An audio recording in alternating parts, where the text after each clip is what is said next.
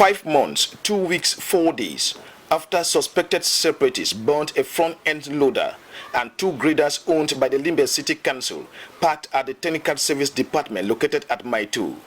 Monday the 25th of January 2021, another fire incident at same site left the city mayor, Motanga Andrew Monjimba, worried, following the burning to ashes of every document at the sub-director and chief of town planning office.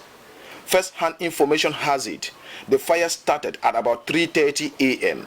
I say fire, fire, fire. I commence à see smoke come over. Council. Cameroun around 4 o'clock. They were shouting that there's fire. Now let's come and help. Now so let's come and help. And there's fire. Security guards on duty, assisted by neighbors, most of whom were children who came to fetch water, battled with the fire, preventing it from spreading to other offices. We start chewing at ground after that. Some person comes and no, but they chewing us water. When behind you start carrying sand and you start throwing it there. We take sand, burst the window. I will start throwing. Though the forces of law and order have opened investigation to ascertain the real cause of the fire incident, their high speculation could be the handwork of separatists, given that it occurred on Monday, which is a traditional ghost town day in the 2 English-speaking regions of Cameroon. Equally, less than 24 hours after an explosion at the heart of the city, alleged to have been masterminded by separatists, all in a bid to puncture the ongoing Group D matches of Shan taking place in Limbe.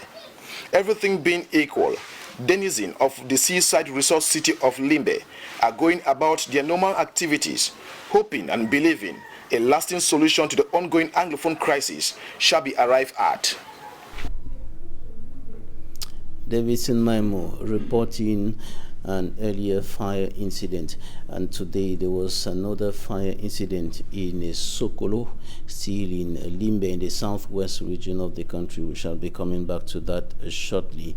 And now we're going to talk about the fire incident in the Crise in the south region of the country, and that fire incident took away 2 lives, a lady, a woman, and her 6-year-old child. Charles Kmer reports.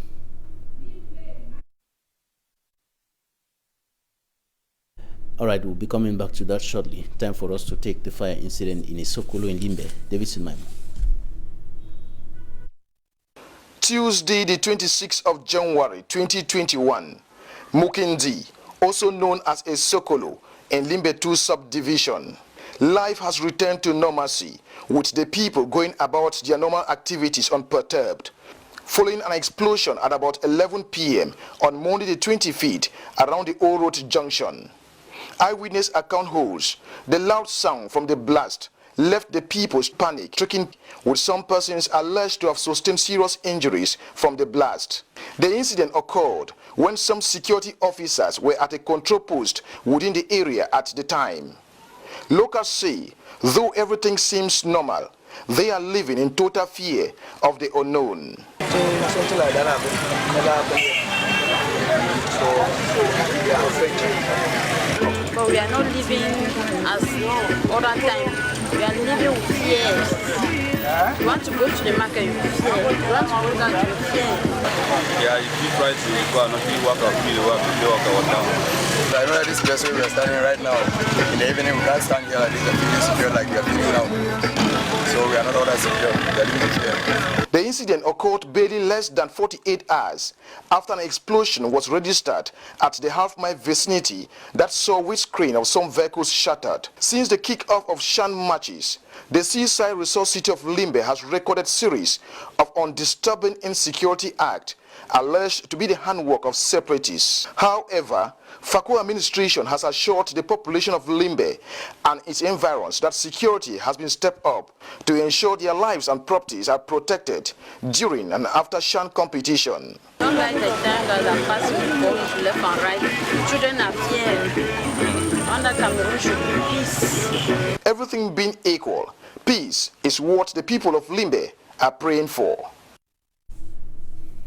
Davidson Maimo reporting there from Limbe, and I told you earlier that a woman and her 6-year-old child were consumed by flames in the early hours of the morning today in the Crise, in the south region of the Republic of Cameroon. The incident started at about 6:30 a.m. according to witness accounts, and the owner of the house, or the head of the family, was helpless, as well as the population who turned out, who could not help to quench the flames, and the entire building was consumed and its contents, including the occupants, the woman and her 6-year-old child, trapped in the flames. And the rescue soldiers who arrived at the scene some few minutes managed to bring the flames under control, but enormous and irreparable damage had already been recorded in that fire incident which occurred earlier today in Crise, in the southwest, in the south region of the country. And the wrong manipulation of a gas bottle is said to be at the origin of that fire incident. Now back here to the country's economic capital, Douala. Several inhabitants are now lamenting and complaining that their source of livelihood has been taken away by the fight against urban disorder. Some of them saw their makeshift stores and sheds destroyed overnight. The municipal authorities, municipal agents were on the scene last night and destroyed the makeshift stores, and this is within the framework of the city council's fight against urban disorder. Immaculate Fogwe has more. Over 10 victims of the demolition process at the Carrefour Ajib neighborhood in the Douala 3 subdivision are in distress after registering enormous material losses. Amongst those affected is a man living with disability. According to him, the state was supposed to encourage the activity rather than increasing unemployment rate in the country. Look into details. What we are doing is ratani, and which people are looking onto creativity, the creativity of arts and ratani. We are looking on the state to sponsor the project, but it is contrary that the state is putting down the creativity of a human being. Many of them are worried about the explanation they will have to give their customers after their goods were destroyed with orders seized by council authorities. We came over the night and saw that everything was down. They destroyed everything, even the material they carry it. What we produce, they carry it. Everything. Even what we work, people who carry it. The command that belongs to people, they carry it, they go your way. But what is wrong? It was better that the authorities would tell us, you are not supposed to sit there. Then we can start now discussing where we can go. But if it just come like that and destroy, we make people. This man is a true example of the saying, disability is not inability. But when an only source of income is being destroyed within a blink of an eye, giving up seems to be an option. He is pleading on the government to look for somewhere else where they can relocate. Having some problem of thinking where to go and how they can live. So I'm asking the state, people that are concerned with the administration of the town, there should be a little bit kind. They should always show place where people can go. They cannot just come like that and destroy. So this is just a play there. Speaking on phone, authorities of the Douala City Council alongside the Douala 3 Council say the exercise is meant to curb urban disorder in the city of Douala. They added that the exercise will continue in other parts of the town. Elsewhere in Cameroon's economic capital, Douala, inhabitants of Denver in the 5th subdivision took to the streets today protesting against the construction of nightclubs and other leisure centers in their area. They are saying that if this is allowed, high crime wave will be the next thing that will hit at their doors. Details with Immaculate Fogwe. No to noise, pollution and urban disorder. These are the different messages displayed on placards by inhabitants of Block Vern Denver and Bonamusadi, Douala 5 subdivision. Plans of constructing a snack bar and a leisure center on this site has instilled fear in the minds of residents who say it will increase high crime wave in the area. If such a project is allowed, crime wave will be on the rise.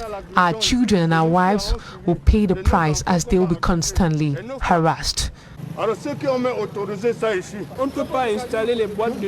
cannot build snacks and nightclubs everywhere. The lone nightclub here has made circulation around that area at night risky because we are harassed by armed men. Last December, the senior divisional officer of the Warri division suspended the project, but residents are surprised that construction work has been relaunched. They are appealing again to the authorities to rather use the space for a garden, given that it is a residential area. The Presbyterian Church in Cameroon, PCC, has said that the cause of the fire incidents recorded in Presbyterian Secondary School, Mankon in Bamenda, is yet to be clearly established. In the meantime, efforts have been made to help the students who were stranded after that fire incident. The boys and girls dormitories were affected by that fire incident in the town of Bamenda, notably in Presbyterian Secondary School. Mankon Stella reports. And at the Presbyterian Secondary School started at about 8 p.m. Friday, January 22nd, while the second was at about same time on Saturday the 23rd. The two fires destroyed a total of 3 dormitories before they were contained. The students at the time of both incidents were having their evening preps. For their safety, the identities of the students interviewed are protected. We were just in class, we never even knew what happened. Once we looked through the window, we saw fire. We thought it was a reflecting house. But as soon as we get there, we discovered that it was Bafou dormitory. The white flames sent over 100 students displaced from their dormitories and ravaged the property of some of them. We started crying because of our things and how we're supposed to see the food. The proprietor of all Presbyterian Education Authority schools, the Right Reverend Funky Samuel, in a release dated January 24, 2021, states that the affected students have been relocated. The students told this reporter they are currently sharing sleep space with their other mates in their dormitories. This could be dangerous in this era of the coronavirus pandemic. The worrying situation has been attracting help. Recently, Honorable Oliver Ago, Member of Parliament for Bafut and Tuba, visited the campus with 150 roofing sheets to aid in the reconstruction process. Given that this dormitory is hosting PSA Bafut, and considering the urgency of having them go back to classes and start back their classes, I think that was important for me to answer the call made by the SDO that we should come to the rescue. Also, Honorable Nestus Fru, MP for Bamenda and Bali, donated 10 mattresses, blankets and buckets to the students, some of whom are of PSS Bafut. The Presbyterian Secondary School Mankon is host to other Presbyterian secondary schools in the Northwest region. They have been chased out of their main campuses by violence as a consequence of the conflict in Cameroon's 2 Anglophone regions, which started with a calls for school boycotts in 2016. Since then, persistent attacks have forced many schools to move to other areas they considered safer. Presbyterian secondary schools are no exception, reason why students of PSS Bafut find themselves on the campus of PSS Mankon. After the incident, the students have become a source of encouragement to each other. The Cameroonian Defense and Security Forces will in the days ahead be empowered with the integration of hundreds of non-commissioned officers. The officers at the Kutaba Training Center in the west region of the country have completed their work assignment after covering a distance of over 400 kilometers from the west region to Yaoundé in the central region. Innocent. It took close to a week for these non-commissioned officers in their hundreds to complete this task to work from their training center in Kutaba, non-division of the West region, to Yaoundé, days and nights with few hours to rest.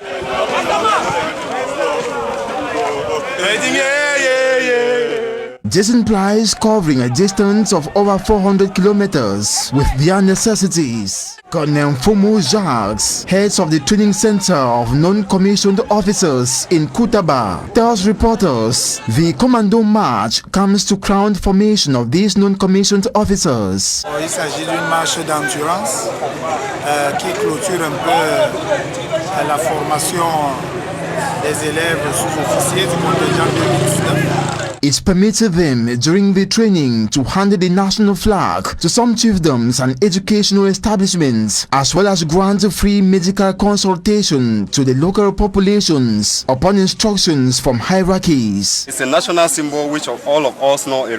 Once you see it going up in a place, at least you know that the country has few certain things which we call independence, because without independence you cannot have a flag. In institutions like this primary school, they handed over didactic materials. Same exercise prevailed where the non-commissioned officers made a stopover before their arrival in Yaoundé.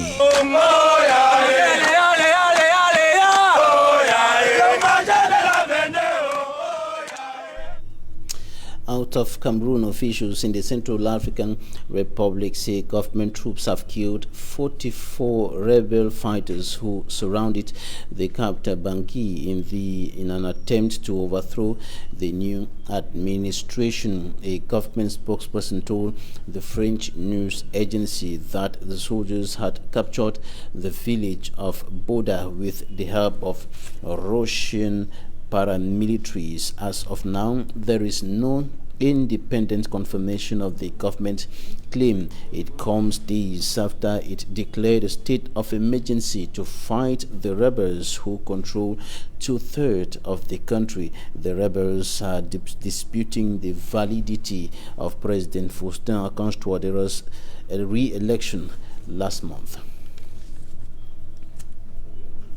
Hope and fear in hearts, homes and streets in Somalia as the country's civil war turns 30. Somalia is marking 30 years of conflict. It is marking the moment the government of President Siad Barre collapsed in January 1991, setting the country on a rapid path to fragmentation and anarchy. In recent years, a federal government has been striving to make some progress in rebuilding the country, and Islamist militants have been pushed out of most major towns. Thousands of persons fled the violence in the countryside and sought refuge in makeshift camps for displaced families in Mogadishu. The displaced persons talked of heavy fighting in rural areas outside Mogadishu between Somali government forces and militants of Al-Shabaab. Some said the conflict was worsened by a humanitarian crisis and floods. Coming up in our sports space, Manjik and Gebre has updates on the African Nations Championship. The first two matches that will be played at the quarterfinals of the 2020 African Nations Championship are already known. On Saturday, we're going to have games here at the Japoma Sports Complex.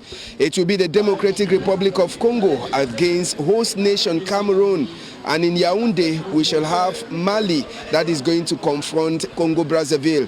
Both teams picked up their qualification at the Japoma Sports Stadium and at the Ahmadou Ahidjo Stadium. On Monday night, back here at the Japoma Sports Stadium, it was Congo-Brazzaville that defeated their opponents Libya by 1-0. In 2014 as well as 2018, Libya was a stumbling block to Congo-Brazzaville. But this time around in Cameroon, the team has actually revenged over their two last eliminations that were given to them by Libya. Congo carried the day by 1-0. And the Ahmadou Ahidjo Stadium, it was a DR Congo side that scored first earlier against Niger, and Niger came from behind to equalize. At the end of the day, an error from the goalkeeper enabled the Democratic Republic of Congo to pick up the second goal. We saw them defeating Niger by 2-1. In Group B of the competition, we had a total number of 9 goals that have been scored after 3 playing days, and the Democratic Republic of Congo finishes the group on top with 7 points. The Congo-Brazzaville is second with 4 points, while Libya and Niger ended the competition with 2 points each. We already have 4 teams that have been eliminated. In Group A, we have Burkina Faso and Zimbabwe, and in Group B, we have Niger and Libya. Who will be next? That will be the question we shall be answering when Bepanda will be hosting Group C matches this Tuesday at the Japoma Sports Stadium. Raoul Tabufwe, Smart Nchikan Gabriel. Thank you, Smart Nchikan Gabriel. Coming up next, Talking Point.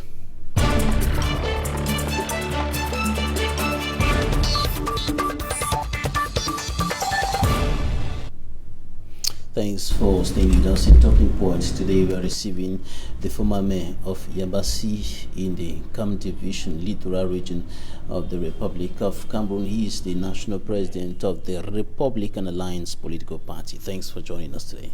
Thank you, Mr. Jonathan Babi. I would like to say hi to all your viewers in the world, and very happy and honored to be your invitee today.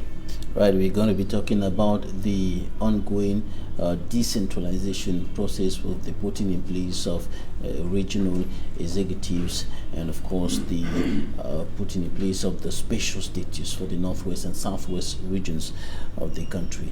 You have been a municipal authority, you are a politician. What's your take about the ongoing decentralization process? First of all, decentralization is first of all a global vision, a roadmap of promoting welfare and well-being of all the citizens in all the councils, so that there can be equal chances for every citizen. The way the decentralization is being implemented in Cameroon is just like we are just repeating at the local level what has been done for all this last decade, that is providing funds to elected people so that they will repeat what has been done since ever. The same causes produce the same effects. I am afraid of why is it a repetition? In what sense is it a repetition? There are institutions that are coming into play now which were not there before. We had councils before, but now we're having regional councils in the other 8 regions and regional assemblies in the 2 English-speaking regions, and even the House of Chiefs that are coming into play. The House of Chiefs is a good thing, but what is a problem in the way you are decentralizing actually is that there is no global vision, there is no goals, there is no planification of the welfare of the citizens. There will just be resources being poured at the local level so that the elected people will do the same as they were doing at the central level. So we have to spread our money, public funds, out without results. You know, if you have if you don't have a roadmap of promoting welfare at local level, that is, you are just spending money once more time, so that in 40 years again we will come back at the same state, that we will have people becoming hungry. I will just take one example. In terms of job creation in all the councils or the regions, what is the roadmap? We don't have any roadmap. In terms of agriculture, what is the roadmap at every local region? No roadmap. In terms of health care, What is the roadmap? No roadmap. In terms of urbanization, what is the roadmap? In terms of road construction and so on, what is the roadmap? In terms of sport promotion, in terms of industrialization, what is the roadmap? Are those not aspects that should be defined by the regional authorities after they took office, they were officially commissioned into their functions? I am really amazed. You don't provide funds without a roadmap. That is, you just look the way the 2021 budget has been shared at local levels. No goals, no roadmap, but the funds are there. That is, when you receive the fund, you start thinking about what you are going to do, and knowing the intelligence between the elected people and public tender suppliers and so on. You know that it's just an agreement of spending public funds. I've experienced that when I was mayor. I've said that it was the wrong way of spending money. We need to have, first of all, roadmap and planification of everything. You know, if we start doing decentralization the way we were doing centralization at a national level, I am sure we're going to face very, very bad results. Decentralization is just like a manure where you can plant a seed. If you plant good seeds, you will have good fruits. If you plant wrong seeds, you will also have wrong seeds. That is, you need to change the way you do politics at local level so that at national level you have good results. That's why I'm telling we cannot take the same cause and expect different results. You take the same causes, you have the same results. And today, I think doing decentralization at the regional level with former civil servants experienced in evils and embezzling funds will have the same result. We have to change the people, we have to change the resources, we have to change the vision and the global strategy. You cannot take retired person that have demonstrated they were they were serving the people with only one idea, becoming rich and richer all lifelong, to implement welfare and equal chances. I do believe something will change. Well, what's the problem here? Is it with the individuals or the system in which they have been functioning? In the Northwest region, for example, we've heard a couple of persons saying that Professor Anglophone is a square peg in a square hole. God-fearing man is going to deliver the goods. We've heard this from some persons. There may be some exception, but the strategy is not the good one. That is actually what is being done at the national level is that we have decided to give this amount of fund to peoples, to the regions, to the council and so on. What are they going to do with the resources? Nothing. That is, you have the mayors, the regional councillors and so on that will decide what they have to do.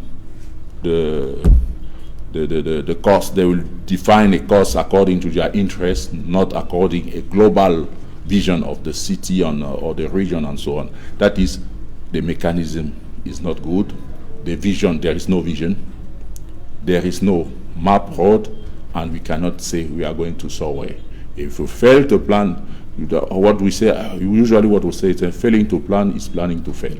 And I am sure that since the decentralization process is not taking in consideration what has been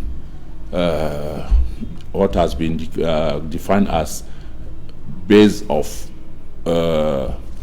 distracting funds, we are going to go in that same process, and we can see that it also started at the local level, that is in the councils, because every mayor will decide what he has to do, not what the global, the national implementation of welfare as defined initially.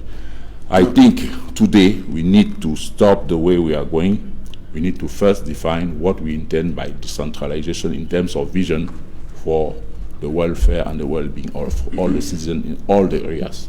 First of all, before putting in place the financing resources at the local levels. No, there are some issues that are raising concerns in the manner in which the regional institutions have been put in place.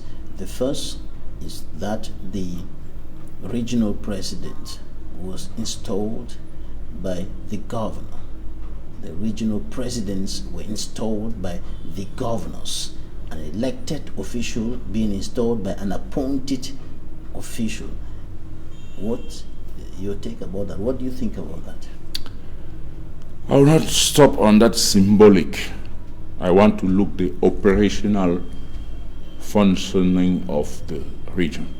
You know, the governor can install you, but if the rules define that you are autonomous and you can do whatever you like without being linked to the point of view of the governor, there is no problem. Some analysts read in that, first of all, highlighting that it's a violation of the law, because the law does not say that they will be installed by governors, and beyond that, I think that it's a kind of indication that the central administration in Yaoundé still maintains its grip on the regions, and there could be some conflict of powers, competence conflict between the regional presidents and the governors. No, I don't believe there will be conflict. If everything is clearly defined, the governor will be doing only security and safety of the state.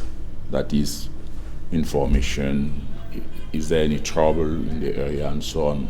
I think that will be the main occupation of the governor. But the regional councillor and the regional president will be taking care of the global infrastructure and the local welfare promotion at every area. If ever there is conflict, that is, once more, they have not understood what is decentralization. They are not in goodwill, they are not in good faith, and that is a great scandal for our republic. I think we need to stop that if ever there is conflict.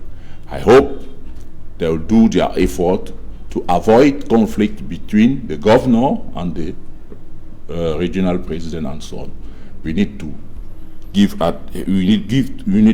railway, a clear railway between the governor and the regional president. That is, they must work parallelly. That is, no junction between them, unless we realize there is something wrong in the region.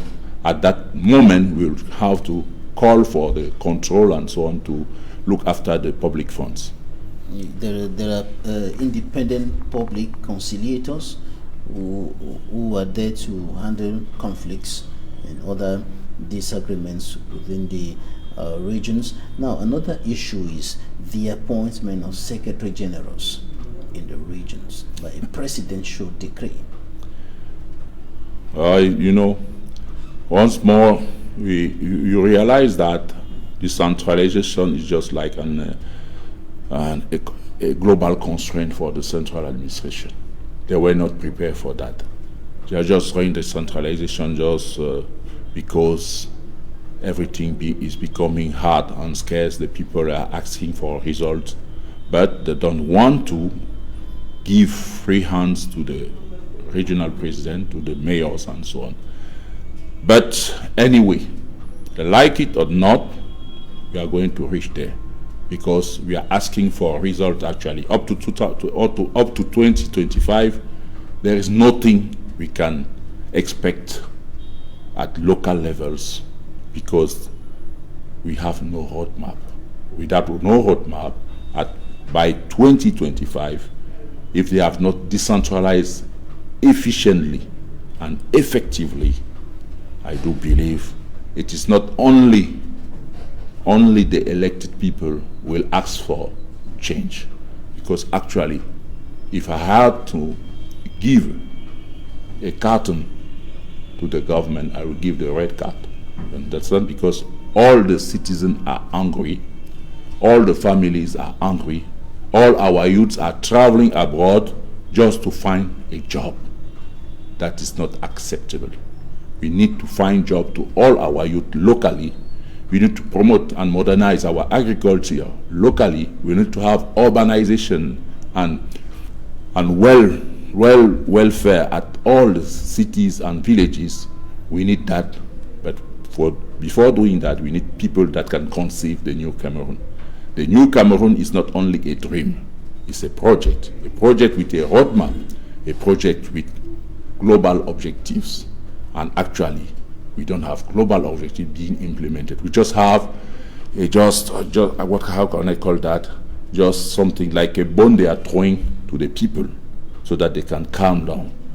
That's what that's not how decentralization must be implemented. We need people with goodwill, good faith to implement the new Cameroon so that we can implement equal chances. Now, the government is talking about effective and accelerated decentralization. Now, with regards to all what you're highlighting now, and the fact that secretary generals of the regions are appointed by the head of state, and there seem to be a hand from the governor extending into the regional administration with regards to the installation of the regional president by the governors. With regards to all this, the question that comes up is how accelerated, how effective is the how accelerate? That is the best question on concerning decentralization. The only way to accelerate is that you fix a financing installment for all the council and the region. They know that they have, let's say, 2 billion every year to promote road construction, let's say 1 billion for healthcare and so on. That is their amount with a global vision of agriculture, health and so on, so that nobody will stop them progressing. You should not confuse movement and progress. What is being done actually regarding decentralization is just a movement, it's not a progress. And I want us to go in a progressive way. And the progressive way is saying we need to put down objectives and public funds being available without all this obstacle called governors and so on. Because if you look the way intelligence is being implemented between some civil servant and the local elected and so people, I do believe we'll just multiply at several levels fund investment, and I say it's not the best way. You give fund to someone and you say that is the objective in terms of housing, in terms of agriculture, in terms of health, in terms of sport and so on. The only way to do that, to accelerate, is an account at a local bank. The local elected people knows that we have this amount to achieve this number of kilometers of road, to achieve this surface of agriculture in our local level, to achieve wood transformation and so on in our local level, quantification of all the tasks to be done. If you don't do that, it's just like you are throwing money in the street. And when you throw money in the street, the stronger people will collect the money, and the people without strength will stay without money and so on. They will stay with hunger and so on. That is, we will reproduce the old system. And I would like to say at another level is that the President of the Republic should be the one to give the go ahead. All right, we are wrapping up. Do you agree with those who think that there is no decentralization going on right now, and that even the special status in the northwest and southwest regions is nothing, it's not going to produce anything, it's empty? Regarding the cultural aspect and the discrimination that has been considered at the beginning, I think the special status will give specificities to those regions, and I think for our integration, global integration and unity process, it will be a progress at that way. But in terms of decentralization of the global vision and welfare, I say we are just in a movement, not in a progress. Jacques Mabula, former mayor of Yabassi in the Kam Division, Littoral region of Cameroon, and national president of Republican Alliance political party. Thank you for joining us today. Thank you, Jonathan. Thanks, ladies and gentlemen, for staying with us. That will be it for this edition of the 6 p.m. Primetime Newscast on Equinoxe Television. Coming up next, Equinoxe.